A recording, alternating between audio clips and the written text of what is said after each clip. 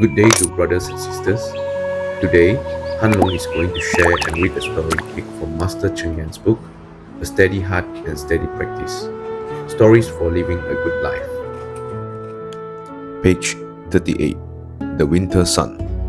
I once heard a Tzu Chi volunteer tell a very touching story. At one time, there was an old man who lived on a mountain. He was over 80 years old and had no relatives, and he had reportedly lived such a lonely and impoverished life for more than 50 years. Time is not kind, and this elderly person was no longer able to work and live independently. Because of this, he became long-term care recipient of the Tzu Chi volunteers. One day, a group of Tzu Chi commissioners was walking together along the long mountain road to reach this elderly man's home. They had not seen him for 2 weeks, and from far away, they could smell a foul odor. They felt that something must be wrong, but they still bravely opened the door to his home. Looking inside, they saw this elderly man squatting in a corner, so ill he could not move. He was covered in feces and urine. When the commissioners saw him groaning there, they quickly helped him up. The volunteers set up a temporary stove outside and began to boil water.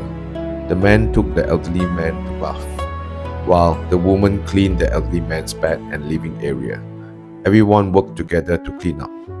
After the elderly man was bathed and his bed was neatly made, everyone carefully carried him inside to make him comfortable so he could rest. When the elderly man felt his clean bedding and pillow, he was reluctant to lay down in the bed. The commissioners asked him, "Are you hungry?" He said to them, "Yes, I am very thirsty and very hungry." The commissioners brought out the vegetarian noodles they had bought and cooked them for him.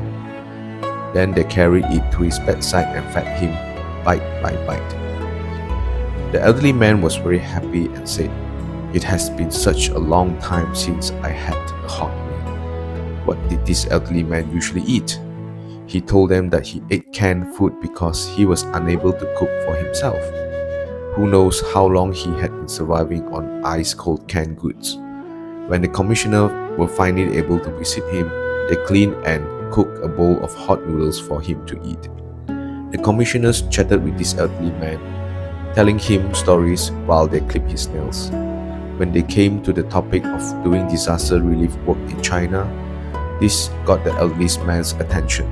He asked, "Did you just say your master wants to do disaster relief work in China?" A commissioner said, "Yes.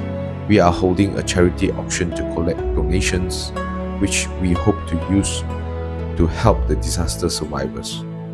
When the elderly man heard this, he reached under his pillow and felt around.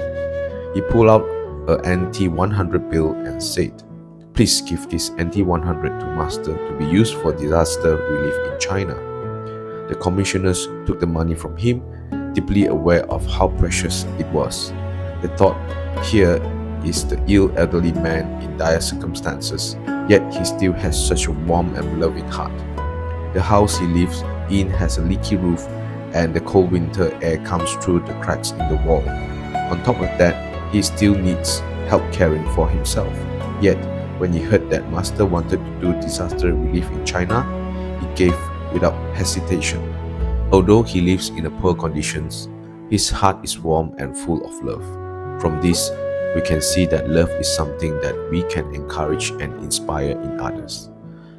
When even the poor can give to help others, those who live in comfort should be even more deeply inspired to practice giving. Thank you.